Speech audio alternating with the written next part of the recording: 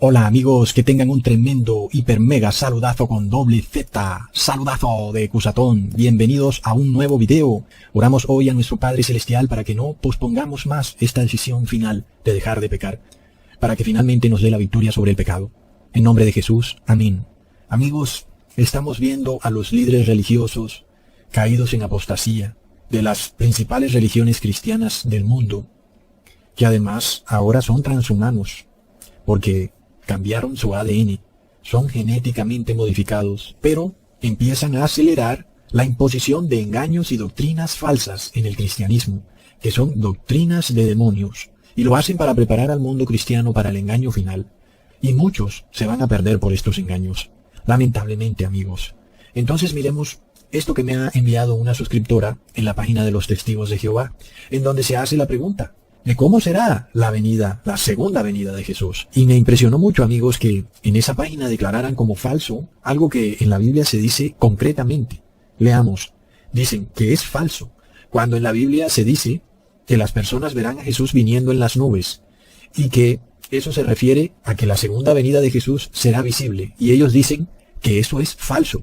Entonces, ¿de dónde está saliendo esta mentira?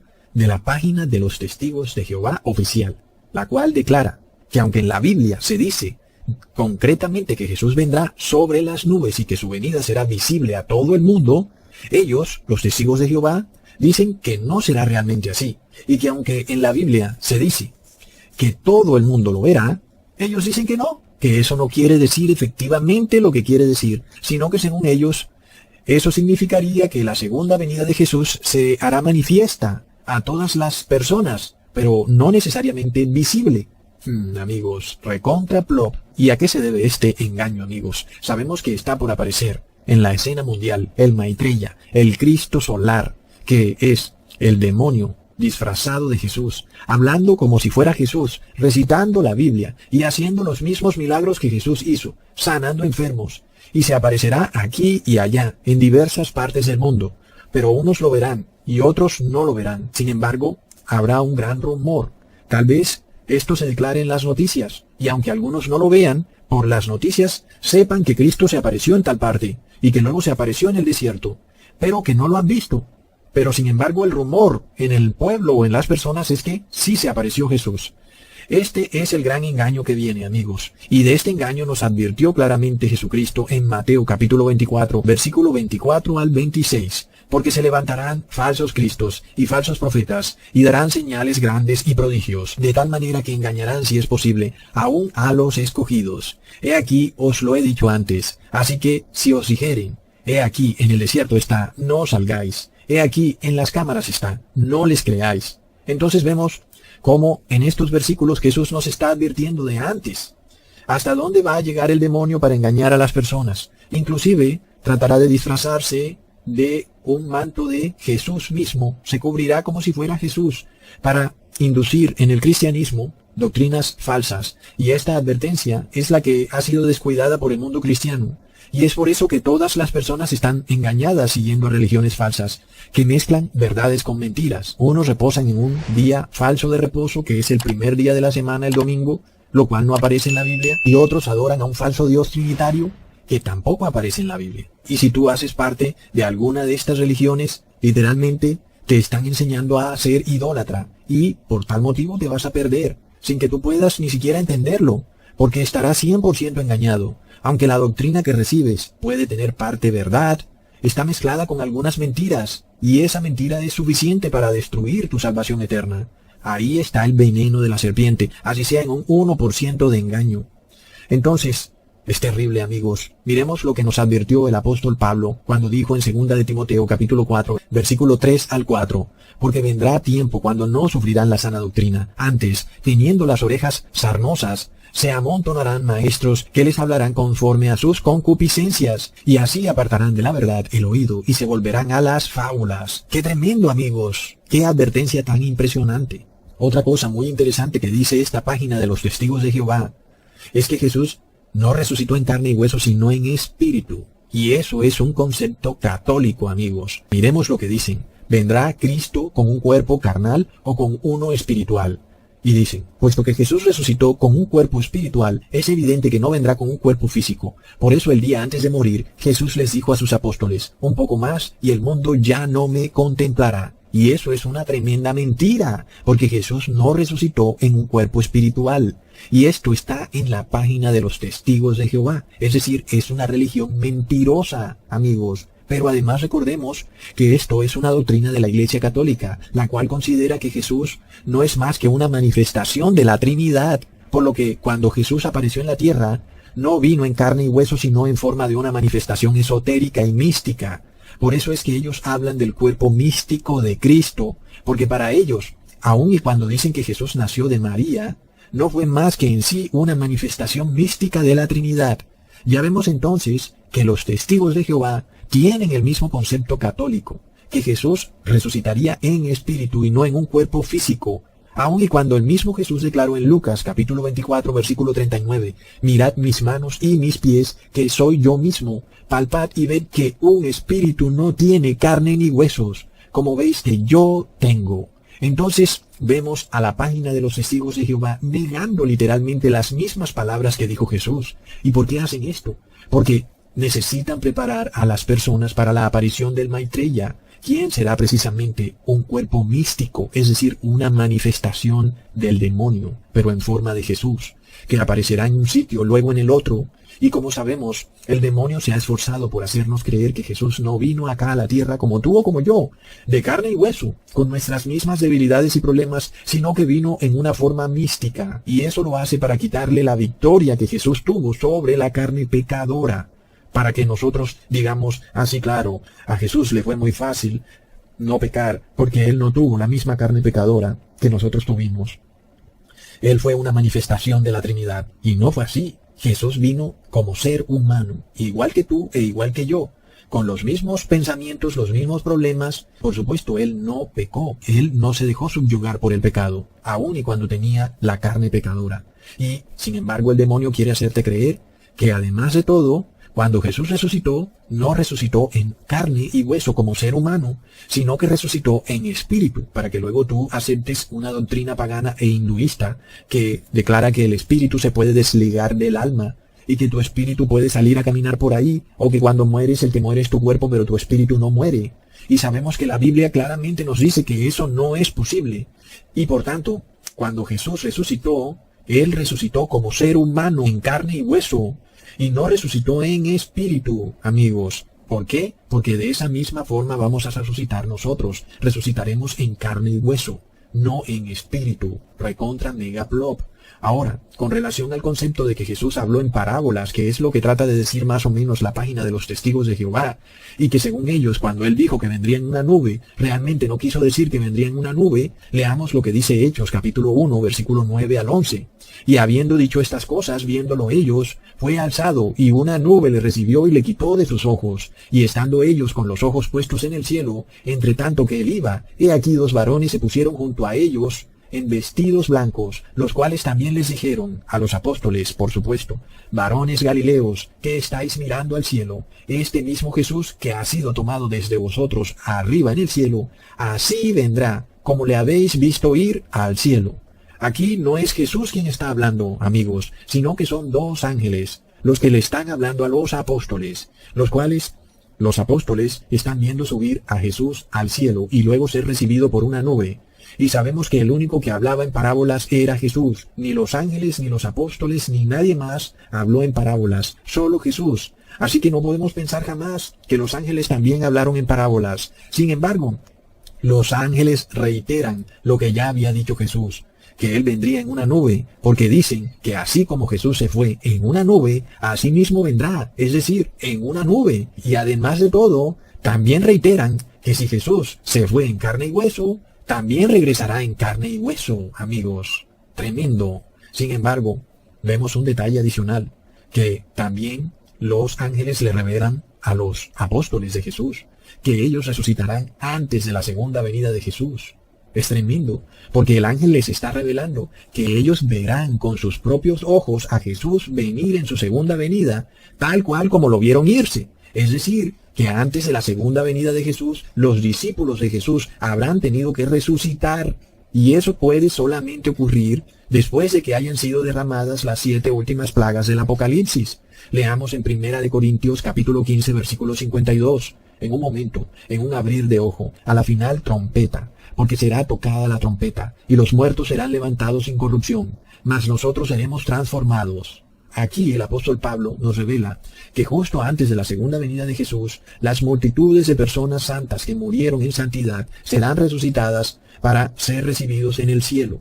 Entonces luego leemos en 1 de Tesalonicenses capítulo 4 versículo 17. Luego nosotros, los que vivimos, los que quedamos y juntamente con ellos seremos arrebatados en las nubes a recibir al Señor en el aire. Así estaremos siempre con el Señor.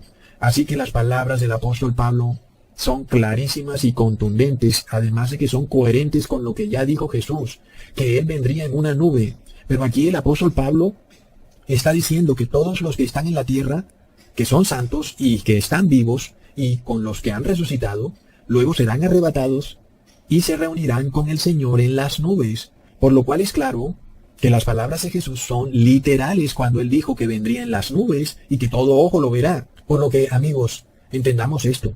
Jesús en su segunda venida vendrá al final de las 7 últimas plagas. El demonio se hará pasar por Jesús aquí en la tierra antes de la marca de la bestia y antes de que caigan las 7 últimas plagas. Es tremendo, amigos, ¿ok? El demonio va a querer imitar a Jesús, personificarlo al pie de la letra, para engañar al pueblo de Dios, inclusive a los elegidos. Y se aparecerá hablando como Jesús, haciendo los mismos milagros que hizo Jesús, pero diciendo que el día de reposo fue cambiado del sábado al domingo. Entonces, entendemos el por qué los líderes, por ejemplo, de los testigos de Jehová, están llevando a su pueblo a que se prepare para recibir al Maitreya, al Cristo solar, que es el mismo demonio, porque, amigos, los testigos de Jehová reposan todos en domingo. Y por supuesto, pronto viene un gran debate aquí en la tierra. ¿Cuál es el día de reposo? ¿Es el sábado o es el domingo? Sin embargo, ese debate va a quedar zanjado una vez el supuesto Jesús solar se aparezca aquí en la tierra y diga que el día de reposo es el domingo, y muchos serán engañados. Entonces, los testigos de Jehová ya están siendo preparados. Recordemos además que esto casa perfectamente con la escatología, no solo de los testigos de Jehová, sino de la Iglesia Católica, aún también de la misma Iglesia Evangélica, en el que hay un concepto en donde los 1000 años o el milenio con Jesús será aquí en la tierra y no será en la Jerusalén celestial. Amigos, en este caso, ya vemos cómo el Papa Francisco y todos los líderes religiosos se están preparando para una utopía religiosa en donde viviremos aquí en la tierra sin pecados por 1000 años. Todos amigables con el medio ambiente, andando en taparrabo y genéticamente modificados. Amigos, es por esto que para introducir este concepto se tiene que eliminar y pervertir las mismísimas palabras que Jesús declaró, que su venida sería en las nubes y que Él vendría en carne y hueso y que todo ojo lo verá. Inclusive, las personas que lo traspasaron verán sus mismas heridas, las cuales ellos le causaron en el madero, amigos, con esos clavos y esa lanza. Y se cumplirá lo dicho en Apocalipsis capítulo 1 versículo 7. He aquí que viene en las nubes y todo ojo le verá, y los que le traspasaron, y todos los linajes de la tierra se lamentarán sobre él. Así sea. Amén. Si Jesús viniera en espíritu, esta escritura que dice que los que le traspasaron lo verán, no podría cumplirse, porque por supuesto, Jesús cómo va a tener las heridas que le causaron los clavos y la lanza, al ser nada más un espíritu. Eso no tendría ningún tipo de lógica. Para tú conservar esas heridas tendrías que ser de carne y hueso. De otra manera, ¿cómo es que un espíritu va a estar herido? Entonces vemos este tremendo engaño en el que están siendo inducidos a caer los pobres feligreses que pertenecen a estas congregaciones. Es de locos, amigos. Se les lleva a creer en la doctrina hinduista del samsara, en donde el espíritu puede desligarse del cuerpo, ya sea estando la persona viva o muerta. En ambos casos es una doctrina hinduista. El concepto de que tu alma sale por un lado y tu cuerpo queda en otra parte, eso es un concepto pagano. Eso no tiene nada de cristiano. Recordemos entonces cómo la parábola del rico y el Lázaro se cumplió cuando Jesús volvió de los muertos para avisar al pueblo de Israel del peligro que corrían. ¿Y cómo volvió Jesús de los muertos? Volvió en carne y hueso, no volvió en espíritu. Pero además de todo, tampoco aceptaron lo que Jesús dijo. Y recordemos que una de las cosas que dice Abraham al rico de por qué no tendría sentido enviar a alguien de los muertos a advertirle a las personas, es porque si no recibieron ni la ley ni los profetas, tampoco aceptarían a esa persona que viene de los muertos. Y esto se cumplió a la perfección con Jesús. Jesús volvió de los muertos y también rechazaron a Jesús. Y Jerusalén fue totalmente destruida porque negaron completamente a Jesús, aún él, después de volver de los muertos. Sin embargo, este concepto se va a repetir en el fin de los tiempos, en varias maneras. Inclusive, en el caso en que Lucifer también tratará de imitar a Jesús, volviendo para advertirle a su pueblo. La pregunta entonces que hay que hacerse es si el demonio, cuando soplante a Jesús, podrá mostrar estas marcas de los clavos y de la lanza. Si se manifiesta en espíritu, pues no lo puede mostrar, por supuesto que no. Pero sabemos que no todo el mundo va a ver a este Cristo solar. No será como la segunda venida de Jesús, que todo ojo lo verá. En este caso, algunos lo verán y otros no lo verán, sino que lo sabrán por la televisión o porque otras personas les cuenten que vieron a Jesús. Pero sabemos entonces que no sería Jesús. Ellos dirán que así como Lázaro volvió de los muertos, Jesús de nuevo volvió a avisarle al mundo que lo correcto es reposar en domingo. Sin embargo, ¿qué hará el mundo? El mundo sí aceptará a ese que viene de los muertos, es decir, en este caso sería el demonio, pero en forma de Jesucristo. Solo que él viene a contradecir la ley de Moisés y los profetas. Pero en ese caso, ahí sí lo aceptará el mundo. Por supuesto, sería un rechazo total a Jesucristo, al verdadero Jesús. Porque cuando él volvió de los muertos para advertirle al mundo el peligro venidero, el mundo no lo quiso aceptar. Pero luego cuando viene el demonio en forma de Jesucristo a decirles, pueden violar la ley de Moisés y los profetas, entonces el mundo ahí sí lo acepta. Es terrible, amigos. Por lo cual ya vemos qué es lo que está pasando. La misma página de una de las principales religiones cristianas del mundo ya empieza a adoctrinar a sus feligreses a que desechen la ley de Moisés y los profetas, pero además las mismas palabras de Jesús para aceptar una interpretación fantasiosa de la Biblia. Recontra mega plop. Luego otra suscriptora me envía este artículo donde el Papa Francisco describe cómo será el Armagedón, en donde el demonio será finalmente derrotado, por supuesto, el Armagedón. Leamos lo que dice el Papa Francisco. El Santo Padre recordó que San Miguel estará con la espada matando al diablo, matando a la bestia. Así será el fin del mundo, cuando se producirá la victoria definitiva de Dios sobre el mal, y estará él guiando al ejército de ángeles en esta lucha final. Por supuesto que si tú no lees la Biblia, tú puedes ser fácilmente engañado con las palabras del Papa Francisco. Amigos, el Papa Francisco, sin embargo, está haciendo un llamado a todos estos fanáticos religiosos agrupados en la masonería católica, diciéndoles que hay que prepararse con sus espadas para matar a la bestia y a la serpiente. Pero, ¿quién es la bestia y la serpiente según el Papa Francisco? Sigamos leyendo. Siempre hay una serpiente, es decir, el diablo. El diablo siempre actúa contra el hombre por envidia. La destrucción de nuestra armonía es obra del diablo, hizo hincapié. Por envidia la serpiente, el diablo, trata de destruir toda la armonía que existe en las relaciones humanas. De ahí surgen tantas enemistades, tantas guerras que rompen la armonía. Esa es la obra del diablo. Por supuesto que aquí ya podemos más o menos entender quién, según él, hace las obras del diablo. Serían aquellos que rompen la armonía entre los hermanos. Es decir, que todo el que no esté de acuerdo con el ecumenismo del aborto que promueve el Papa Francisco, según él, el que rompa esta armonía del ecumenismo del pecado viene a ser considerado como el diablo. Esa armonía que hoy vemos entre iglesias evangélicas, adventistas, testigos de Jehová y el Papa de Roma, una armonía por supuesto basada en el pecado y en un punto en común, en que ellos todos violan la ley de Moisés y los profetas. Para el Papa Francisco, esta armonía del pecado es lo más importante, y quien rompa esa armonía del pecado sería el diablo. Por lo cual, el Papa le está haciendo un llamado a todos los gobernantes del mundo, que desafortunadamente la mayoría están agrupados en sociedades secretas de la masonería católica, a que se preparen para perseguir a todo el que hable en contra de este ecumenismo del pecado, todo el que le saque los trapos al sol a la Iglesia católica y a sus hijas, las iglesias evangélicas, y denuncie que están violando la ley de Moisés y los profetas. Amigos, lo más curioso es que fue Jesús mismo quien dijo que Él venía a romper la armonía, inclusive en las familias. Leamos en Mateo capítulo 10, versículo 34 al 36. No penséis que he venido para meter paz en la tierra. No he venido para meter paz, sino espada, porque he venido para hacer disensión del hombre contra su padre, y de la hija contra su madre, y de la nuera contra su suegra, y los enemigos del hombre serán los de su casa. Nosotros conocemos muy bien en carne propia el significado de las palabras de Jesús. Todos hemos lidiado con compañeros de trabajo, amigos y hasta familiares que de repente no toleran que obedezcamos la ley de Moisés y los profetas. Entonces se da una disensión, un rompimiento de la armonía, no solo en el trabajo sino en la casa. Un familiar quiere pisotear el sábado, pero nosotros queremos santificarlo, y así empieza esta disensión, sobre todo porque no es que nosotros los obliguemos a ellos a guardar el sábado, sino porque ellos quieren obligarnos a nosotros a pisotear el sábado. Así que la disensión no viene de nosotros, sino que viene de los que violan la ley de Moisés y los profetas.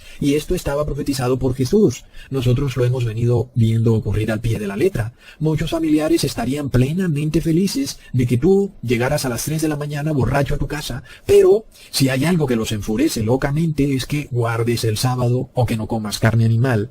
Si, en caso contrario, tú violaras el sábado y comieras carne animal y además llegaras a tu casa con un cigarrillo de marihuana de 1 metro de largo, pues ellos te recibirían y te acosarían en la cama y luego te harían el desayuno al día siguiente porque saben que tú no lo podrías hacer por el guayabo.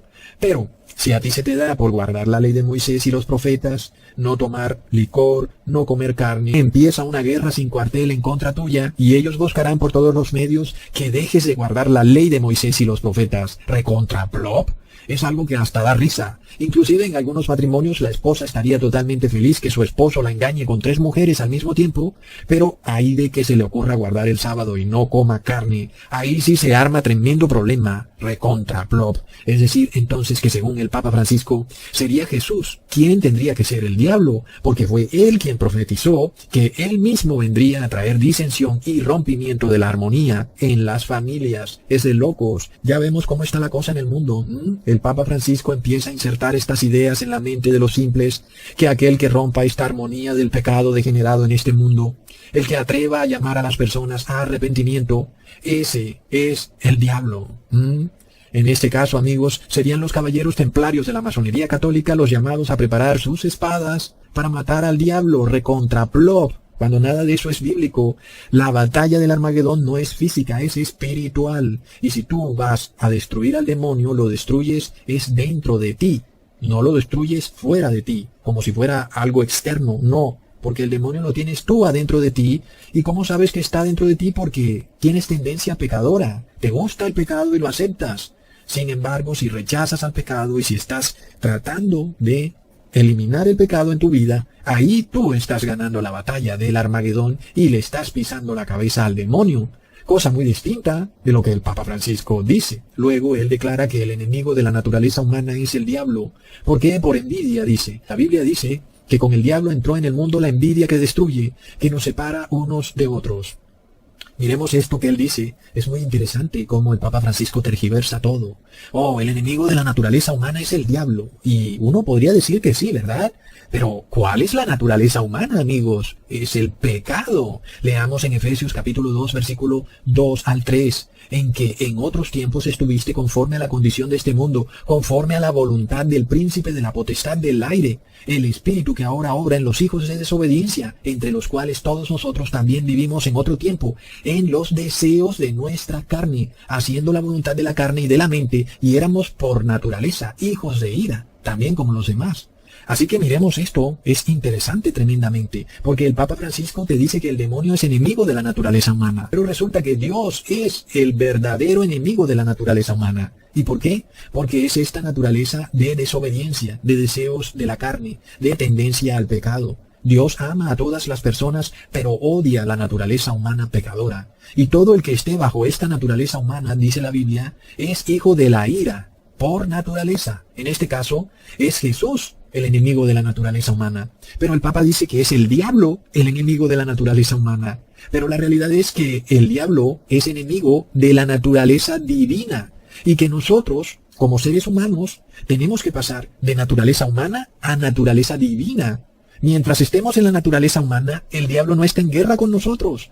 Pero si pasamos a la naturaleza divina, ahí se te viene una tremenda guerra, una disensión, no solo en tu trabajo o en la sociedad, sino en tu propia casa. Leamos 2 de Pedro capítulo 1 versículo 4, por las cuales nos son dadas preciosas y grandísimas promesas, para que por ellas fuerais hechos participantes de la naturaleza divina, habiendo huido de la corrupción que está en el mundo por la concupiscencia. Recontra megaplop.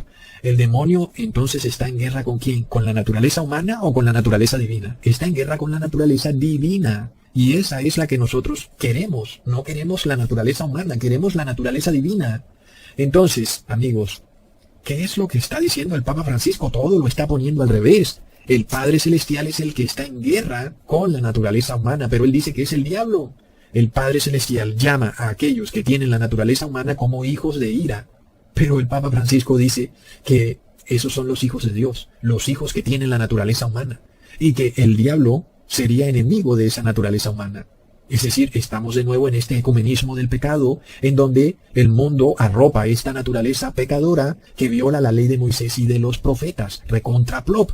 Es decir, parece que escucháramos al mismo demonio hablando a través del Papa Francisco, en donde te indica que si alguien te dice que te arrepientas y que dejes a un lado la naturaleza humana, esa persona es el diablo. ¡Wow, amigos! Luego dice, sin embargo recordó que para defendernos, Dios nos dio a los ángeles que nos acompañan, y el jefe de los ángeles es San Miguel, quien combate en la última batalla contra el diablo, como se lee en el libro del Apocalipsis. Aquí el Papa Francisco entonces ha sembrado un engaño tremendo en la mente de las personas. Todo aquel que esté a favor de la naturaleza humana, que es la naturaleza pecadora, sería, según el Papa Francisco, de Dios. Y el que esté en contra de la naturaleza humana, es decir, de la naturaleza pecadora, según el Papa Francisco, es el diablo, porque le hace guerra a la naturaleza humana. Pero además declara que es San Miguel el que derrota al demonio, cuando en el Apocalipsis claramente se nos dice que somos nosotros los que tenemos que derrotar el demonio. Por supuesto que no lo haremos solos. Jesús ya lo derrotó, pero luego su iglesia también tiene que derrotarlo. Derrotarlo en la forma del pecado. En este caso vemos que el mensaje del Papa Francisco es muy críptico, es muy engañoso. Luego leemos, en este sentido el Papa invitó a rezar a San Miguel y a meditar delante de la imagen del arcángel derrotando al diablo. No podemos olvidarnos de rezarle y también a ese ejército de ángeles que tienen un jefe valiente que es San Miguel. Ahí lo tienen, amigos. Luego de que el Papa Francisco validó el pecado, luego te dice que debes derrotar al demonio orándole a una imagen de un arcángel, a una estatua que no puede ni ver ni oír, una clara violación a la ley de Moisés y de los profetas. Así que ya vemos cómo el mismo Jesús nos advirtió, además de todo, que al único que debemos orarle no es ni a un ángel, ni al arcángel San Miguel, ni a Jesús mismo, sino al Padre Celestial, amigos. Es a él que debemos orarle. Pero el Papa Francisco te dice, récenle a todos, a los ángeles, a San Miguel, a la Virgen María, a las estatuas, recontra plop. Así que ya vemos lo engañado que está el mundo, amigos, y lo afortunados que somos nosotros de tener la verdad tan clara y cerca a la mano. No descuidemos entonces nuestra preparación sabiendo que somos el objetivo número 1 de esta guerra entre el demonio y su iglesia, porque es esa iglesia de Cristo la que tiene la naturaleza divina, la que es enemiga número 1 del demonio. Por supuesto que aquellos que siguen en pecado están aliados con el demonio los controla perfectamente, y ellos obedecerán todo lo que el demonio les diga. Es algo triste y lamentable, porque los que tienen la naturaleza divina no pueden unirse con los que tienen la naturaleza humana. No hay manera de esto. Entonces ya vemos que esa falta de unión entre la naturaleza humana versus la naturaleza divina es la que el Papa Francisco dice que crea disensión. Porque por supuesto que ahí no hay unión, no hay armonía, hay una división tremenda. Según entonces el Papa Francisco, la culpa la tendrían precisamente los que tienen la naturaleza divina, los que guardan la ley de Moisés y de los profetas. Es tremendo, amigos. Por supuesto que el interés número 1 del demonio es destruir la naturaleza divina, lo cual el Papa Francisco hace un llamado a sus minions en todas las sociedades secretas del mundo para que empiecen esta gran batalla del Armagedón de persecución en contra de los siervos de Dios, los que tienen la naturaleza divina, todos los que guardan la ley de Moisés y los profetas, los cuales obedecieron el mensaje que dice en Efesios capítulo 4 versículo 22 al 24, para que dejéis la pasada manera de vivir es a saber, el viejo hombre que se corrompe conforme a los deseos del error, y a renovaros en el espíritu de vuestro entendimiento, y vestir el nuevo hombre que es creado conforme a Dios, en justicia y en santidad de la verdad. Amén, amigos. Luego, en otra ocasión, el Papa Francisco declara: quizás esta sea la última generación que pueda salvar a la Madre Tierra. Plop, amigos, ¿salvar a la Madre Tierra? ¿Acaso Jesús vino a salvar a la Madre Tierra? No, ¿verdad? Jesús vino a salvar al ser humano, no a la Madre Tierra. Entendamos por qué tenemos que recibir a Jesús en las nubes. Porque la Madre Tierra va a tener que ser destruida por fuego. ¿Y quién va a destruir la Madre Tierra? Será el mismo Jesús, que según el Papa Francisco es el demonio. Leamos en 2 de Pedro capítulo 3 versículo 10. Pero el día del Señor vendrá como un ladrón en la noche, en la cual los cielos pasarán con grande estruendo, y los elementos ardiendo serán deshechos, y la tierra y las obras que en ella están serán quemadas. Ahí está claro. Es por esto que todos debemos ser rescatados y sacados de esta tierra, porque toda será quemada, amigos. Por esto también vemos esta conciencia colectiva del ser humano de tratar de salvar a la tierra, pero también de tratar de escapar de la tierra en una nave o cohete espacial. Terrible, amigos. Todos los gobernantes y el mundo entero, desafortunadamente, están en este mismo tren enloquecido, en donde el Papa Francisco trata de salvar a la Madre Tierra. El grave problema es que ellos no quieren salvarla sembrando árboles, no, sino que quieren salvarla obligándote a violar la ley de Moisés y los profetas. Es decir, obligándonos a reposar en un falso día de reposo, que es el primer día de la semana, el domingo, recontra plop. Leamos: hoy nuestra Madre Tierra se lamenta y nos advierte que nos acercamos a umbrales peligrosos. Quizás eres la última generación que puede salvarnos. No exagero, dice el Papa. Ante esta emergencia, su creatividad y resiliencia implican una gran responsabilidad. Espero que puedan utilizar esos dones para corregir los errores del pasado y llevarnos hacia una nueva economía que sea más inclusiva, sostenible y solidaria. Esta misión de la economía, sin embargo, incluye la regeneración de todos nuestros sistemas sociales, inculcando los valores de fraternidad, solidaridad y cuidando de nuestra tierra y bienes comunes en todas nuestras estructuras. Podríamos abordar los mayores desafíos de nuestro tiempo. Oh, no, amigos, qué terrible es lo que viene para el ser humano. Es de locos. El Papa Francisco ha dicho que somos la última generación. ¿Será que él sabe algo? Es un mensaje urgente. Todos deben de dejar de guardar la ley de Moisés y los profetas para enfocarse en salvar a la Madre Tierra. Plop. ¿Qué pasa, amigos? Ahora recordemos que nosotros ya tenemos una madre. Es la Jerusalén del cielo. Leamos en Gálatas capítulo 4 versículo 26. Mas la Jerusalén de arriba, libre es, la cual es madre de todos nosotros. Pero la madre del Papa Francisco no es la Jerusalén del cielo, amigos. Es el mundo, la Madre Tierra. Porque aquí se viola la ley de Moisés y los profetas, pero en la Jerusalén celestial no. Si nosotros estamos en la naturaleza divina, no podemos ser ciudadanos de esta nueva sociedad distópica, fraterna y solidaria que promueve el Papa Francisco. Entonces no podemos ya ser ciudadanos de este mundo pecador. Ahora somos ciudadanos de la Jerusalén celestial. Es ahí donde viviremos con Jesús por 1000 años, celebrando el 7º jubileo, como lo dice la ley de Moisés y los profetas, dándole un merecido reposo a una tierra que ha sido maltratada por tanta maldad e inmundicia. Amigos, pero ya vemos el problemita que se nos viene con el Papa Francisco, con su mini monja Greta Thunberg, la cual ya tiene adoctrinado a medio mundo, diciéndoles que podemos salvar esta tierra y vivir en ella por 1000 años.